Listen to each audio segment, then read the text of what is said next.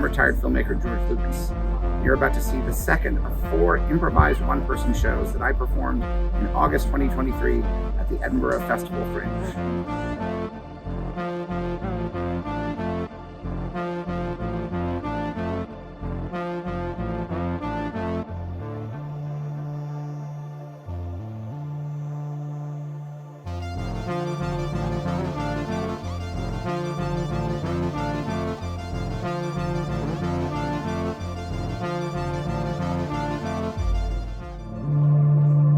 Welcome to GEORGE-PROV, an improvised theatrical experience. I'm retired filmmaker George Lucas. And what you're about to experience is a show unlike any other that has been done before or will be done in the future. It's a one-time only show, completely improvised and interactive. Now, I want to explain a few things about what might appear to be an ordinary one-person improv show. And the reason I want to explain this is because this might look very simple and very authentic, but it actually is the end result of decades of research and millions of dollars of technology and advancement. Now, it probably looks like I'm just an ordinary billionaire philanthropist on stage. Can you confirm that's real? It's real. There is a body here, but it's not mine. I did all of the improv, well, most of it, several months ago in a motion capture studio in Marin County. I spent about 8 days doing all the improv moves and capturing them from every possible angle. And then that is digitally projected on a skin substance. I don't want to explain all the nuts and bolts because we're here to have fun. How many of you have heard of or experienced the show ABBA Voyage in London? Right, that show was developed by my old company, Industrial Light and Magic. It really is a first draft of what you're seeing here because basically ILM, the geniuses there, went to ABBA and said, how would you like to do one concert in a motion capture studio and then we'll perform it every day without you ever having to do anything and you get the money? And they said, yes, we would like to do that. And so that happens every day. People go and they watch an ABBA concert featuring these digital avatars. That's what they're called, avatars. And they look very real, but not as real as I look, because this show represents the next wave of development. Now, I'm going to be interacting a little bit, not just once, but maybe a few times during the show. And we've prepared for every contingency. For example, what's your name? Stephen. Stephen, and what do you do for a living? I work at the board game company. That's great. Seamless. And it felt real, but I recorded all of this months ago. So to get started, I simply need a suggestion of a word or a phrase. It should come from you. A word or a phrase. Fire burn. Fire burn? Thank you, that's all I need for you.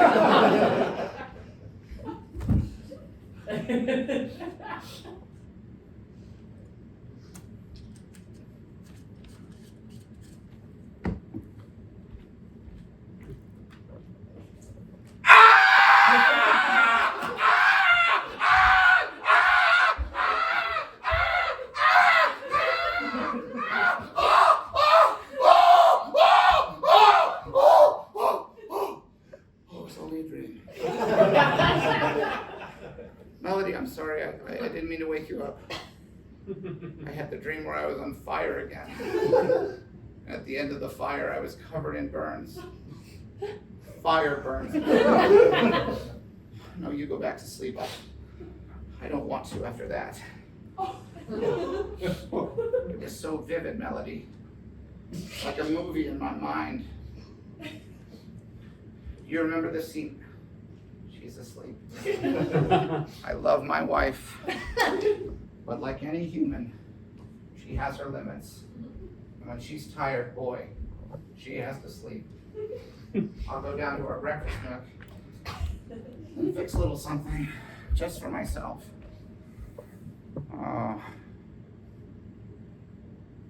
Sugary cereal. I'm not supposed to have it. And I hide some of it. Oh, God damn it. Oh, it looks like the help found it. Well, that makes me angry. I wanted a sugary treat. nothing in here for me that's fun now. The dream was so vivid. It wasn't me, I was someone else. A real tough guy. I was afraid of nothing and no one. I was a guy that other guys feared. And I made a lot of enemies over the years. Not because I was bad, because I always did the right thing. Hey! Get your hands off her! Or else. No need to thank me, man. It's a decent thing to do. When you're a good guy in this world, always making the tough calls, you make enemies. Like that guy over there. Oh, I hate him so much. He thinks he's so good. Well, I'll show him. When he least expects it, I'm gonna burn him. That's right. I'm a firebug. A bad man. And when you're a bad man in this world, you make all kinds of enemies. Not because you're a good guy making the tough calls, but because you're constantly doing things that people hate. Oh, here's his house. And up there's his bedroom. Yes, yes, yes. This will be easy. I'll plant a small explosive here.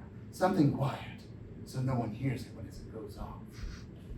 And then I'll build a trail throughout his house. When he least expects it, it'll be a subtle thing he won't notice. He'll just think, oh, there's some new pictures on the wall. They won't be pictures at all.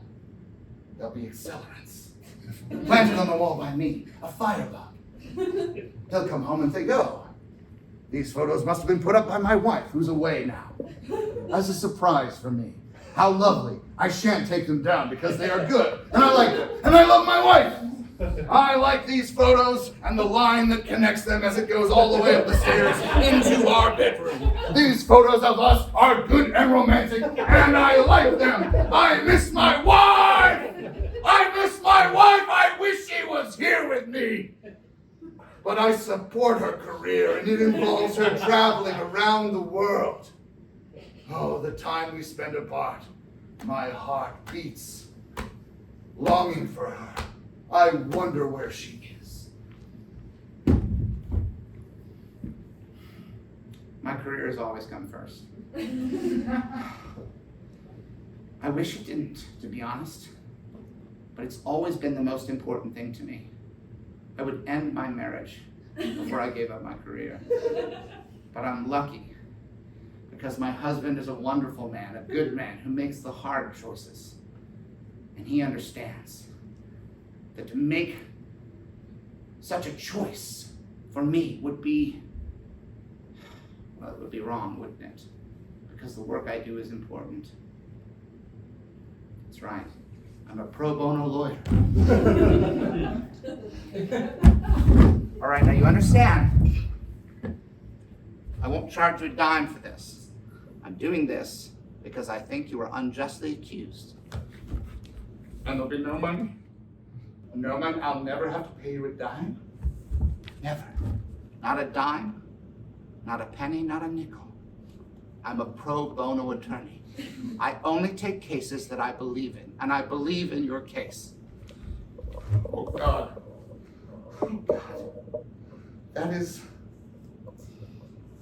You're the first person who's believed in me, who's believed in my innocence this whole time. Well, it's what I do. I'm a good person. I make the tough choices. You see, it's worth it. For moments like that. But I have to travel around the world. Because it's not enough to fix the problems where you live. The world is a global community. And I miss my husband. I miss him so. My heart, it beats with longing for her. Or longing for her. Oh! I guess I'll go to bed. Maybe I'll dream of her tonight. My lady love. My hero attorney. The breadwinner. I love her so.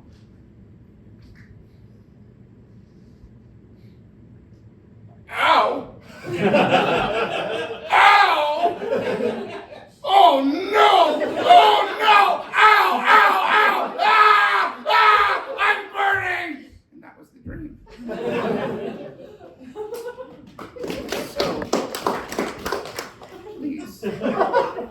your applause until the end of the show. It was so multi-layered. There were multiple strands of characters. And even though my dream didn't pay off all of them, it felt like it built a world. But not an alien world like in my movies. A real world. God, why didn't I make more films set in the real world? You know, I actually have made more movies than people realize. I have a whole collection of them. Personal experimental films that I made just for me since my retirement. And I have them all on disc and tape. Oh, God. Can't read my own handwriting. What does this say? God, what does this say? You would think someone like me would be able to read. What's that word? What does it say? Can anyone read this? What does that say? Umbrella. Umbrella. Oh, yes. My film Umbrella. I remember it now. It was so simple. What a wonderful film. I think I'll watch it now for inspiration.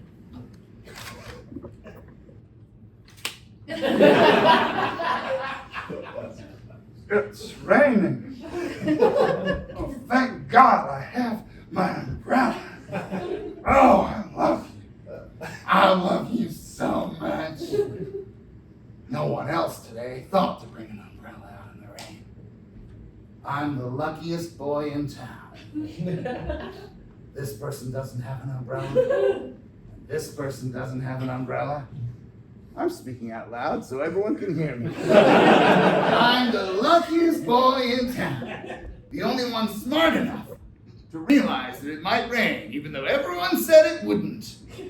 The weatherman, all the senators, my mother.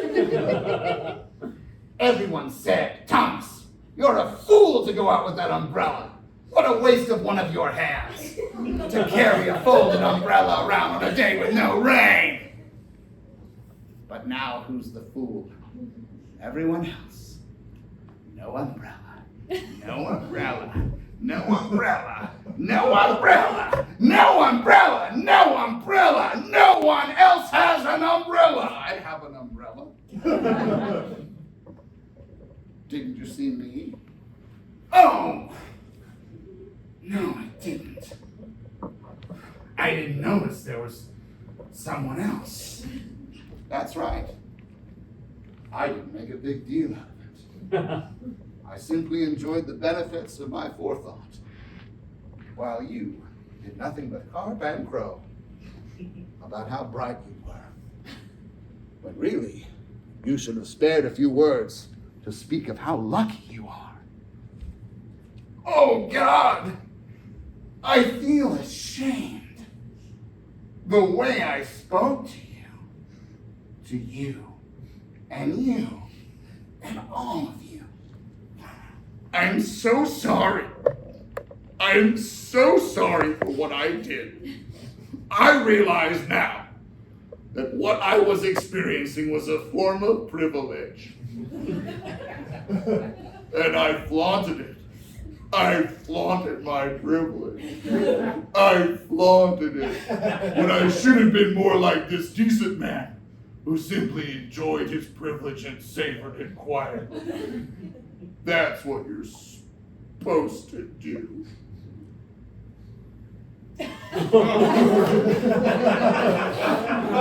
Oh no! I overplayed my guilt.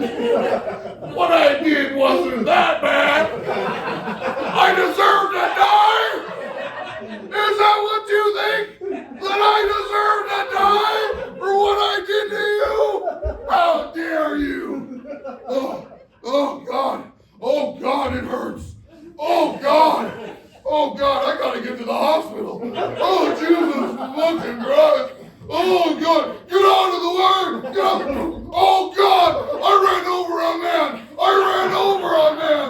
Oh God, it's unforgivable. Maybe I do deserve to die. Maybe I do. Oh God, I fucking drove past the hospital. I drove past the hospital. Oh God, here I go. Oh God. Oh God! Oh God! Please, please, please let there be a doctor on duty. Please, please, please. Yeah, sir? Sir, you're going to have to calm down. This is a hospital, but we still have rules. All right. All right. That's an umbrella. It's hard to tell when you can only see the handle and the pointy bit out back. I think if you'd given me 5 guesses, I wouldn't have landed on umbrella. But I've never been very good at guessing games. Perhaps my fatal flaw. No. That's not my worst quality. My inability to win at guessing games. I'm an adulterer. I've never told anyone. I've been married 4 times.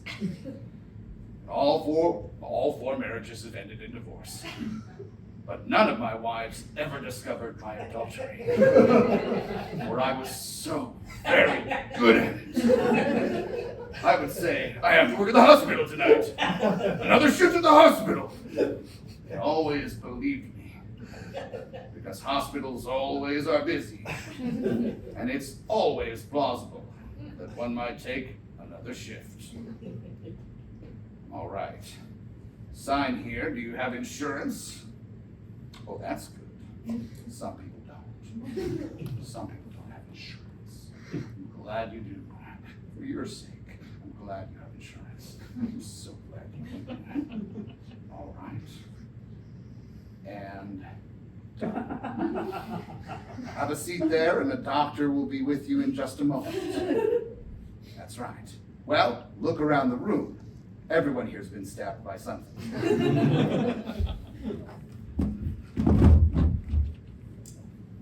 I was the doctor on that case.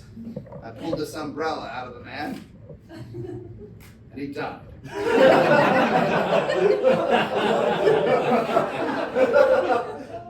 Mother came in to identify the body. She said, "That's my son."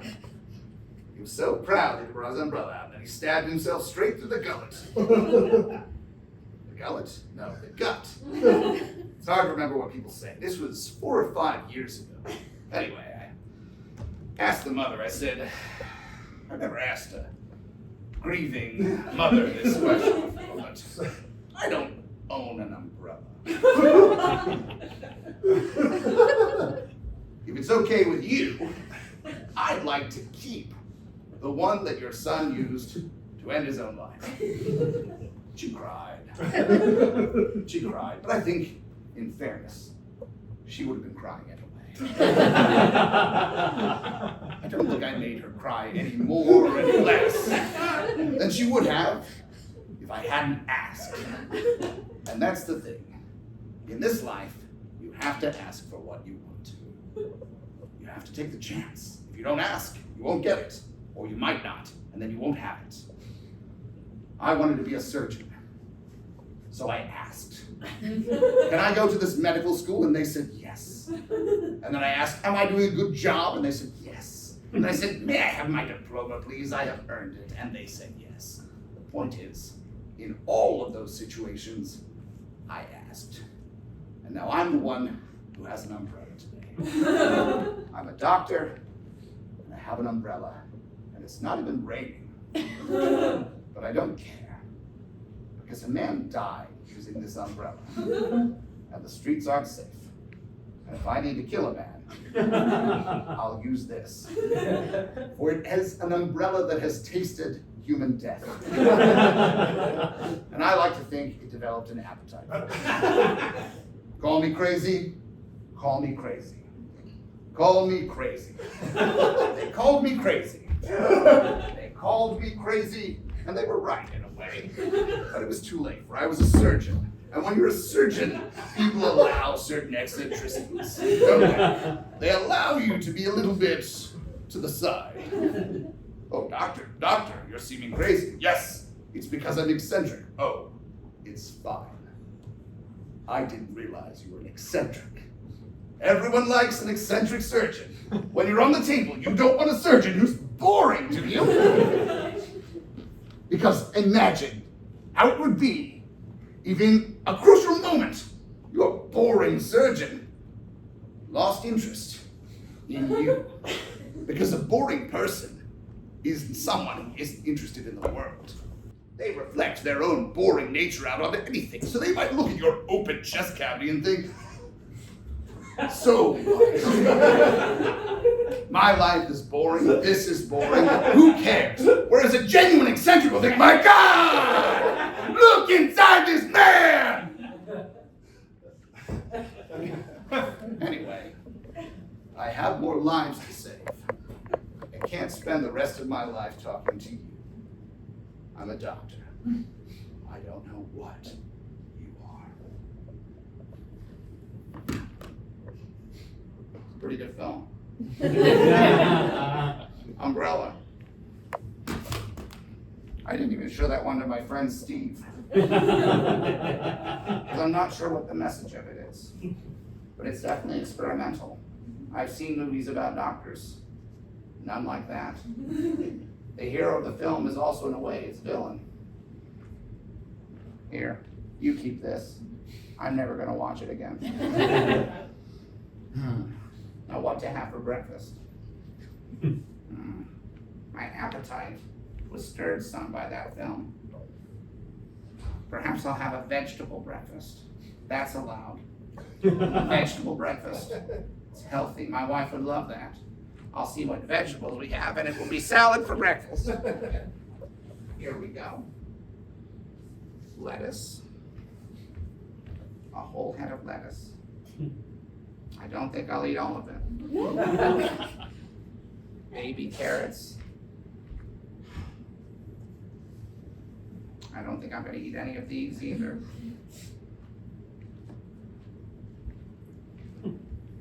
Beets for little feet. Oh, I've made a little character. I haven't made a breakfast at all. Oh, George, you've done it again. I thought I was being good by eating healthy, but who are we kidding? I'm not going to eat a vegetable breakfast. I've wasted these vegetables to create a little character with a head of lettuce, a little beet for feet, and a neck that shoots out of little baby carrots. And that's his whole body. And his name is Beet Feet. That's his name. His first name is Beet, which is short for Beatrice. And his last name is Feet, and that's the full last name because we don't shorten last names. Beatrice Feet. Everyone calls him Beet Feet. And it's the way my life has always been. I have a head that's just a head of lettuce. And my feet, well, you can see them, they're just beets. And my neck, which is also my body, is made of little baby carrots. And I guess you want to know why I am the way I am. And it's because an old man made a wish. He made a wish. He never had a son. And he said, he looked up into the sky, and he said, "Oh, sky, is there anyone up there who grants wishes? Is there anyone in the sky who'll grant a wish for an old man who wants a child? Doesn't have a child. Oh, please, won't you grant a wish?" I mean, he didn't sound like that. He's an old man. He sounded like this. He said, "Oh, sky, I never had a child. I never had a wife. I guess I lived life too fast. I guess I did the wrong things. I fucked around. You know, I gambled. I went to the horse track. I bet on the ponies. And the time went by because I was having so much fun. I was having so much fun that the years just went by. 1 year, then 2 years, then 3 years, then 4. And before you know it, oh my God, I'm 69 years old. Don't laugh. I'm 69, I don't have a lot of time left. It's not funny. I know why you're laughing. People didn't used to laugh at that number automatically. They had class. They knew what it meant. They knew it. We all knew what it meant. But you could say things. There was a song. Brian Adams sang a song once. Brian Adams sang a song once. And the song was, it was the summer of '69. And they sang that song all year. And nobody made a joke about it. Nobody made a joke about it. And we knew what it meant. But that's not what the song was. It was about 1969 when there was a war on. And people were dying. People were trying to stop the war. So when Brian Adams recorded that song about the glory of the late 1960s, everybody was decent about it. Just like that movie Field of Dreams. Anybody see that? Come on, anybody see that movie? Field of Dreams, Kevin Costner from Yellowstone. Yellowstone, Kevin Costner made a movie. All right, I'll catch you up in case you don't know what it is. Field of Dreams about a guy who's living near a cornfield. There's a baseball field, a bunch of ghosts. Right? Builds a baseball field where there used to be corn. Bunch of ghosts. One of them's his dad. Dad's a ghost. All right? You know why he did it? Because he got a little message. You know what the message was? The message was, if you build it, they will come. And this whole movie, they said it over and over again. If you build it, they will come. Nobody made a joke. People watch that movie with their dads. They'll be like, I love to watch that movie with my dad. I love to watch that movie with my dad. My dad, I watch that movie with my son. My son and I watch that movie and cry. And it's a movie where the whole time they keep saying, if you build it, they will come. Now what changed? What changed? I put it to you. The late 1990s. William Jefferson Clinton is president of the United States. This is a guy, he was a bit of a hound dog, all right? Some people say he was a predator. All right, well, let's table that debate. We're not going to sell it. Maybe it was, maybe it wasn't. I think he probably was. But anyway, he became the president of the United States.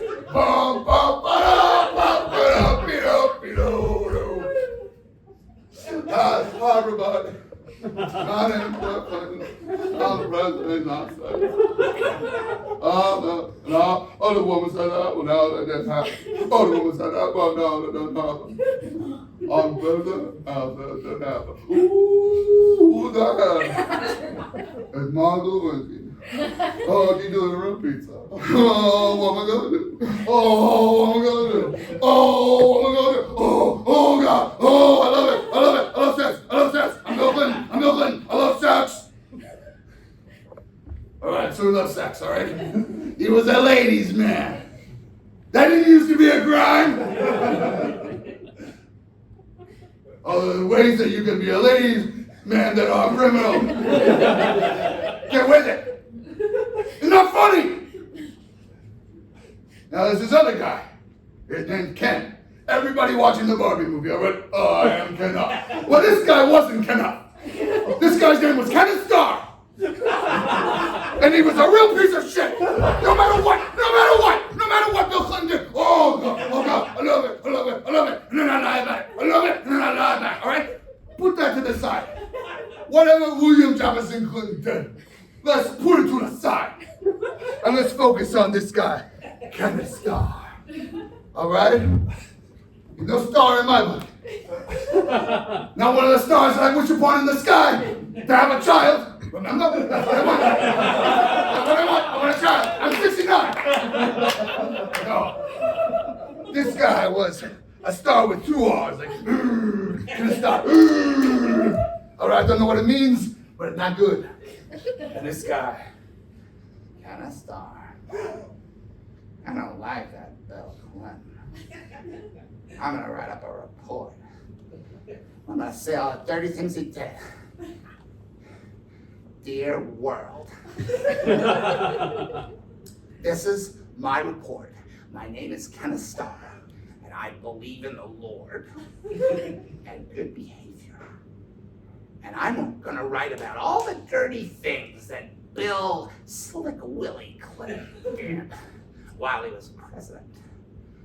You know, like, there was cum on a dress. Put it in the report. There's cum on a dress. She saved the dress. The dress came on the dress.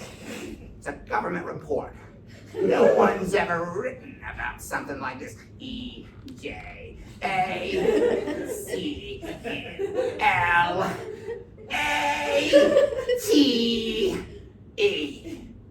Ejaculate.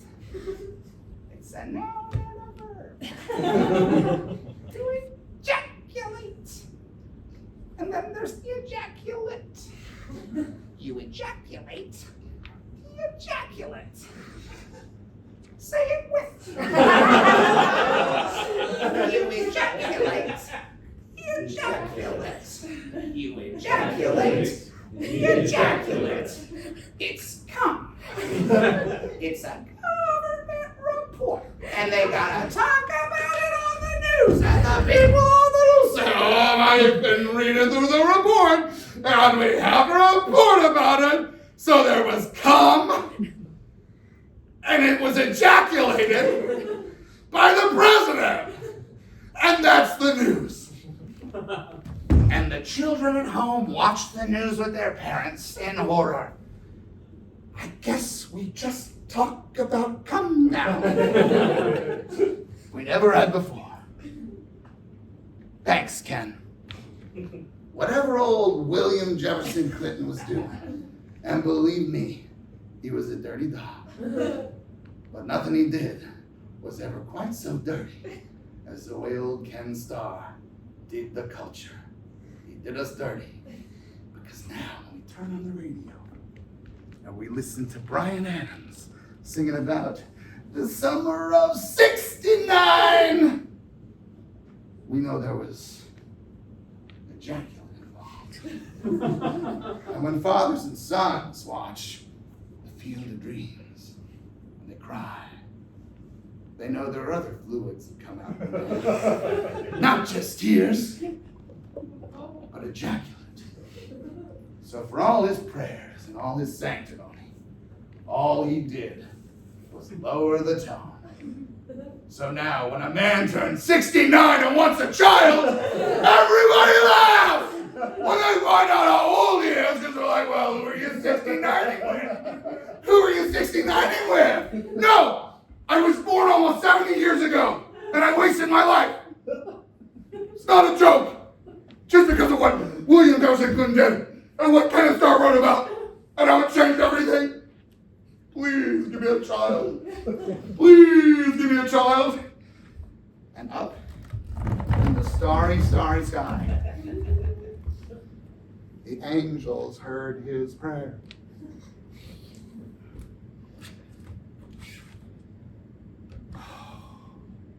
Oh my. What a speech. What a speech. That old man wants a child. Well, I don't know what I'm going to do, because I love to grant wishes. I'm an angel. Angels love to grant wishes. And that guy is overall, let me tell you, pretty decent. He seems a little rough around the edges, but he's a good guy. His name is Blake. Did you know that? Did you know his name was Blake? We have everything. We got basically what we have up here is like the internet, but better, and we have all the information. His name is Blake. And he's never had a relationship that lasted longer than 3 months. But he's had a lot of those. So he's had his hopes up and he's had his heart broken. And he's broken a few hearts. He's not perfect. None of us are. Even the angels. Still, I don't think I'm going to be able to approve a human child for him. What to do? I'm going to have to take this upstairs. There's a lot of stairs. It's a high office. I bet you know where I'm going. I bet you know. I bet you know where I'm going to. I bet you know where I'm going to. Does everyone know where I'm going to? Knock, knock, knock. Come in. All right. I've only been here a few times, but I always get invited in.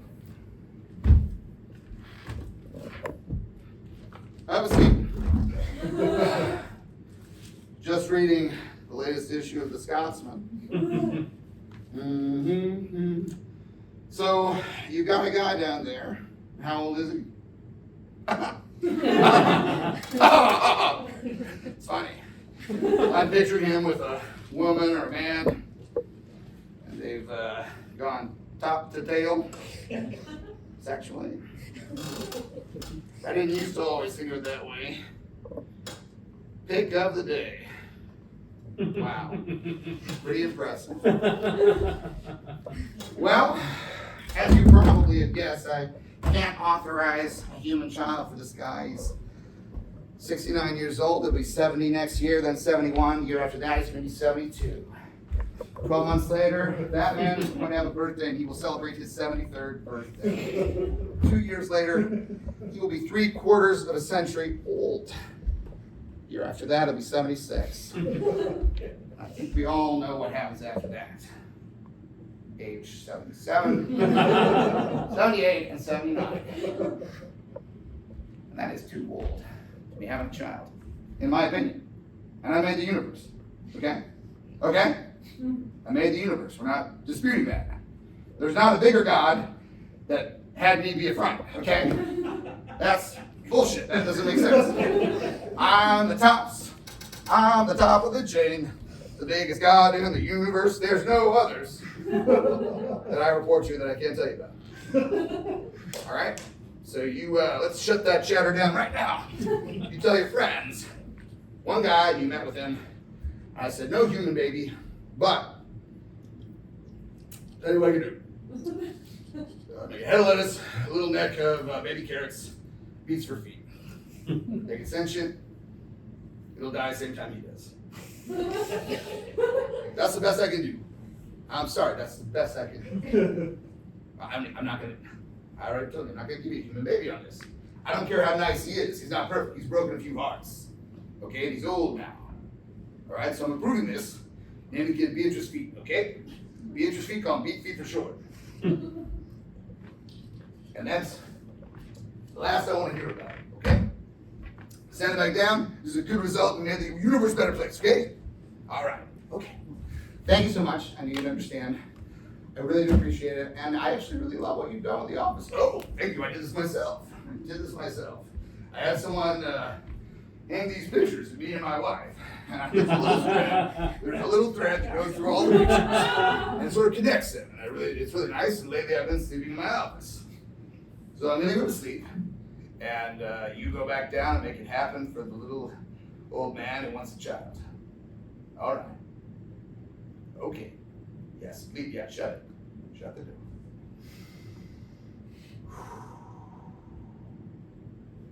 Ow! Oh, I'm on fire!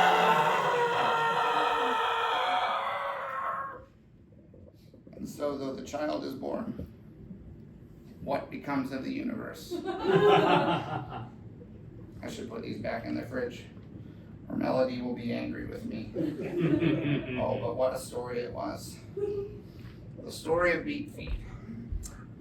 Although we didn't learn a lot about the child, and I wonder what kind of adult he would have been, hypothetically, because it is just made up. Well, I'm so glad you asked.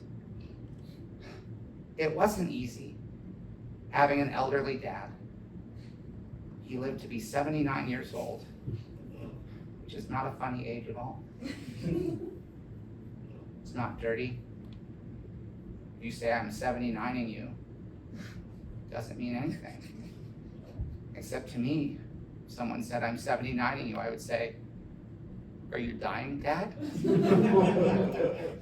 Even though it wouldn't make sense to the person who said it to me.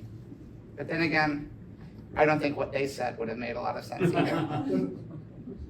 Anyway, I probably look a lot different now, even though I still have a head of lettuce. I filled out a bit.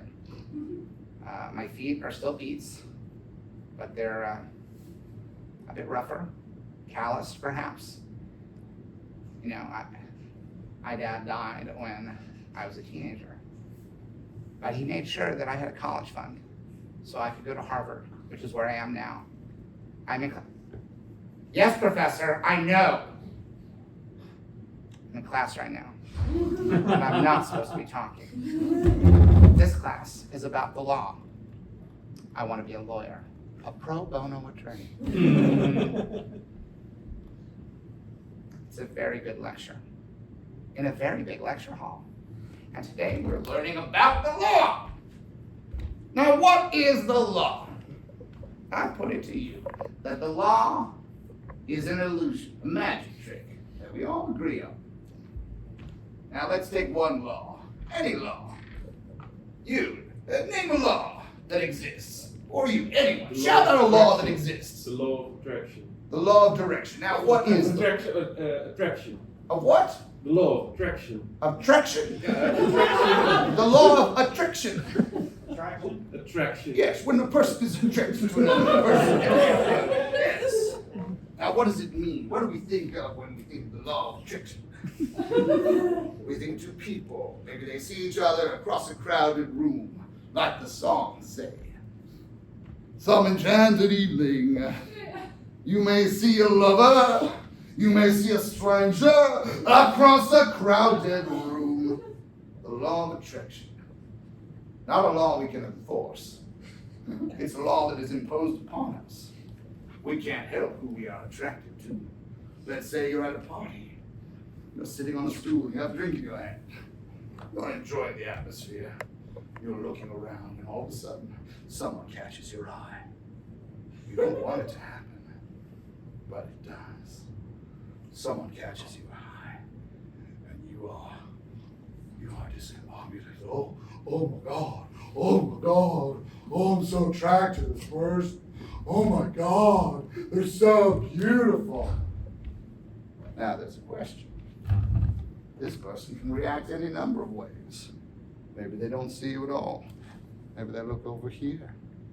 Maybe they look over there. Maybe they look down at the floor, up at the ceiling. Or maybe they look right at you.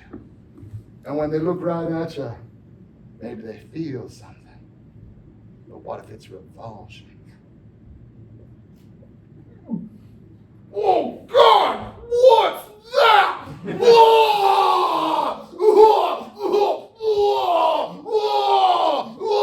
Imagine how it would feel. If you are love sick out of your mind with the law of attraction. And all they're doing is throwing up uncontrollably. It's wading over to you like in The Shining when the elevator doors open up.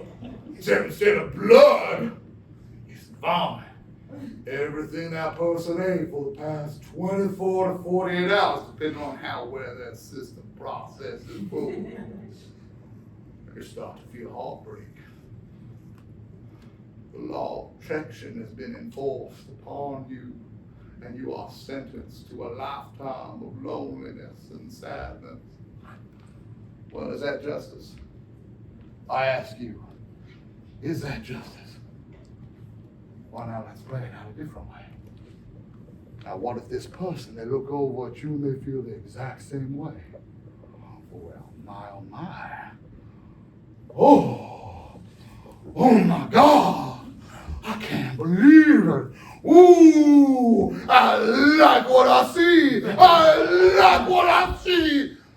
What's your name? Oh, does it matter? No, it doesn't matter. We are attracted to each other. Who cares about names? I don't care about names. Oh, you don't care about names? No, I don't care about names. I don't need to know your name. I'm attracted to you. Well, I'm attracted to you. Well, I'm attracted to you too. Let's retire to a place where no one can see us and do whatever we want. Oh, yes. Oh my goodness, I love it. Oh, I love something. We both love it. They both love it. Now, the law of attraction has been consummated. Any ejaculations which need to happen have been ejaculated. Is that justice? I ask you. For both are realistic scenarios. But can they both be just? For they are so different in outcome. For one instant heartbreak. Oh, I can't believe it. I can't believe what I'm attracted to and growing up. And the other is like, oh, I can't believe it. We love each other. We're consummating our love. The same law applies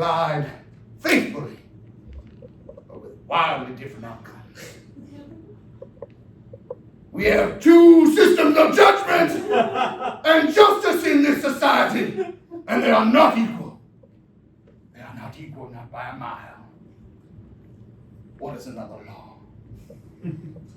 Cry it out if you care. The Clean Water Act. The Clean Water Act. The legislature has decided pollutants shall be tolerated no more. There should be regulations. And we should tell these businesses responsible for cleaning the water that they should do a better job. Better job? Jesus, we've been trying our best. Jesus Christ, I just got this letter from the government. It says we're not cleaning the water enough. Holy shit. If that's true, I feel ashamed. My whole job was to keep the water clean. Fuck! That was my whole job. That's why I got into this business.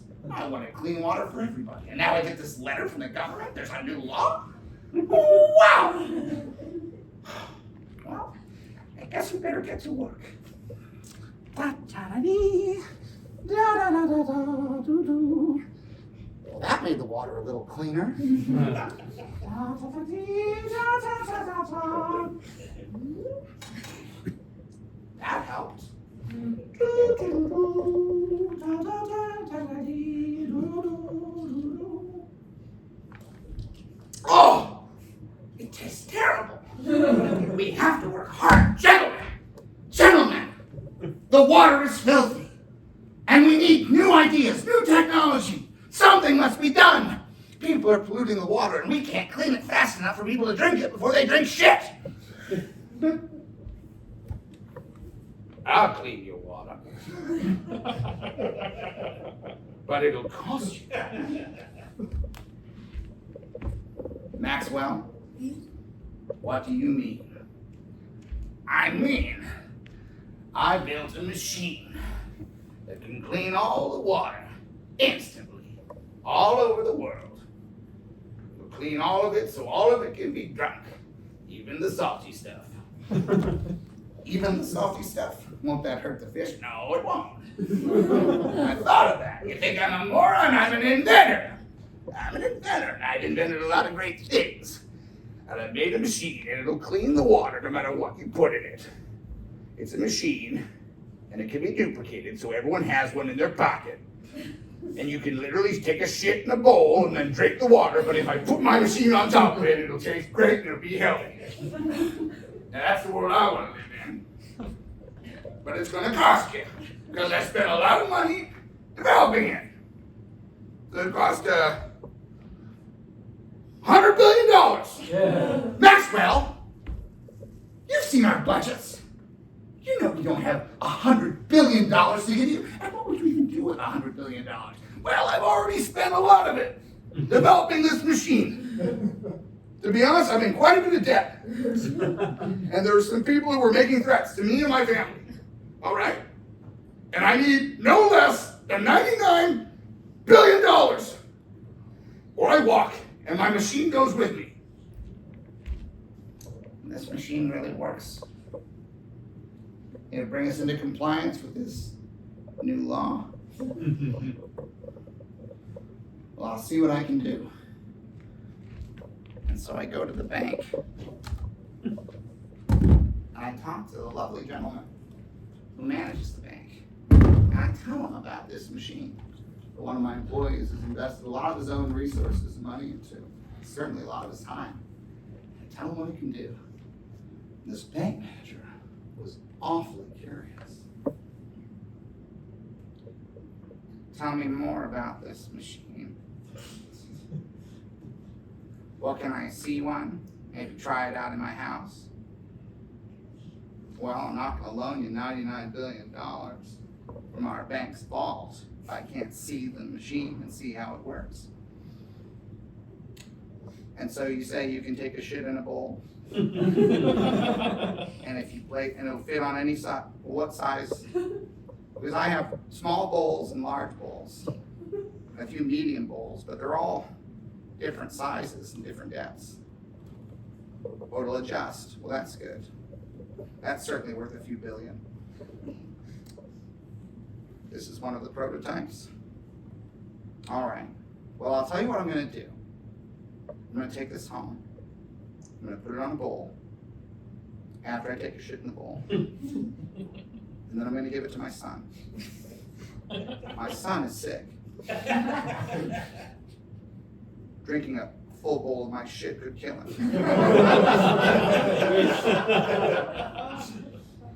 So I'm taking a big risk here. My son lives. I'm gonna give you the loan. And then you'll be in compliance. And the world will be a better place. But God help you if it doesn't work. Because I'm risking my life and my happiness. Do you understand? So I went home. I did exactly what I said I would do. And I'm not going to show you that. Because I don't think you need to see it. I mean, you know what it would look like. We all know what it would look like. And it wasn't easy. You think it'll be easy. But if you've ever taken a shit somewhere you're not naturally supposed to, it always feels wrong. You always realize something about the very process of something we do all the time. It's like wildly surprising. Like, oh, it comes out like that? Outside of the comfortable, controlled circumstances that we normally utilize in this modern society, taking a shit is a very bizarre human experience. To do it into this bowl, this machine on top of it, placed after the movement had been completed. Well, it wasn't feeling like any old day, I'll tell you that. And then I took it into my son's room. And I told my son exactly what I had done. I said, son, I know you're sick. And I know this is a risk. But I got a really good feeling about this guy and what he was saying about what this machine could do for the world. And my father explained to me, this could mean clean drinking water for everyone. Not just us, but people in parts of the world where that's the difference between life and death. And I thought, if that's what it takes to make the world a better place, who am I to say no? Who am I to put my own selfish need for survival over the possibility of a better world for everyone? So I took the bowl of my dad's leavings with the new device placed atop it. And I told my dad I loved him. And I asked him to leave the room. Because I didn't want to drink my dad's shit in front of him. Is that weird? It felt weird, like I made him sad, but I think he was just scared. Scared that he wouldn't see me again. Scared that I was about to die because of someone he believed in. And what if he was wrong?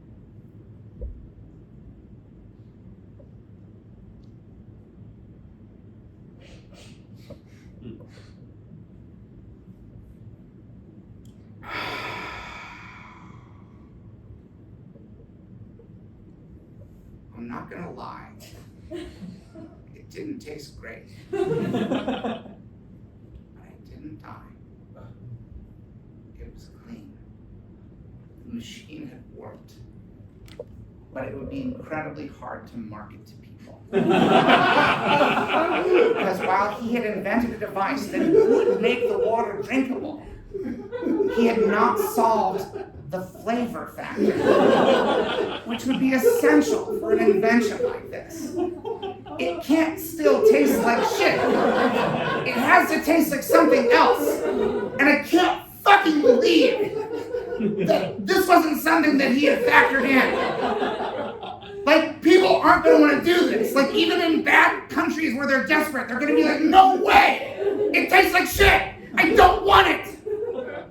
We're weak that way. As people.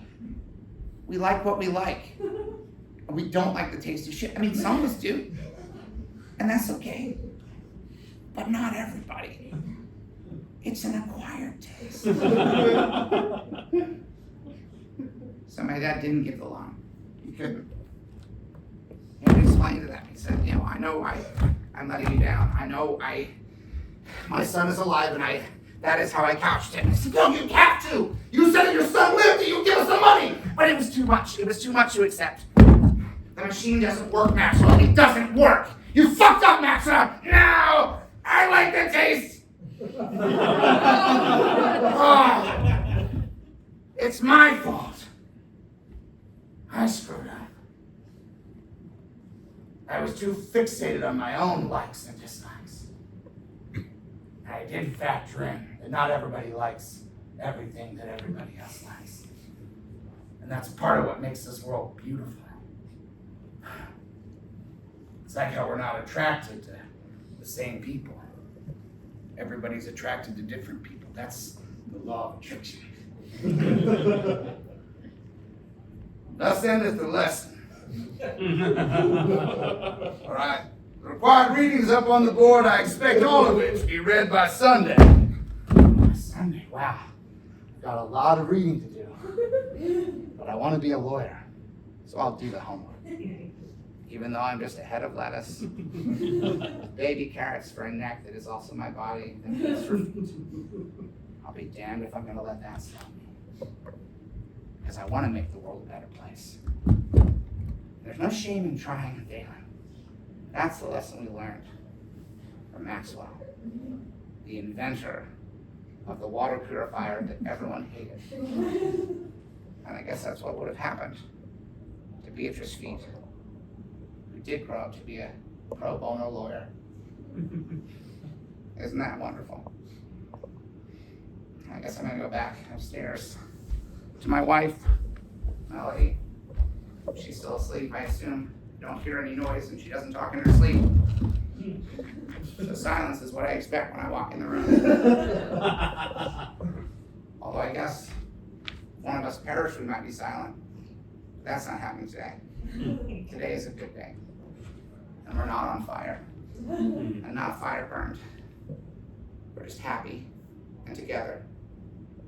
And we're going to try our best when the sun rises to make the world a better place. Pro bono. For free.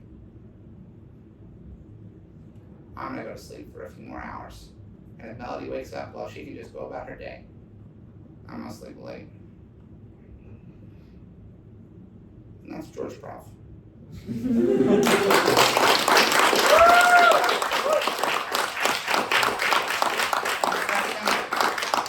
learned a lot. We learned about the law. We learned about justice. We learned that people's tastes change and that cum is something people talk about all the time. Thank you for coming to this experience. Tomorrow will be entirely different. And the day after that will also be entirely different. And the day after that, I won't do a show. But tomorrow is the birthday of the meat puppet that performs this show under my digital projection. And we've only sold 7 tickets, so please tell your friends. Thank you, and may the force be with you always.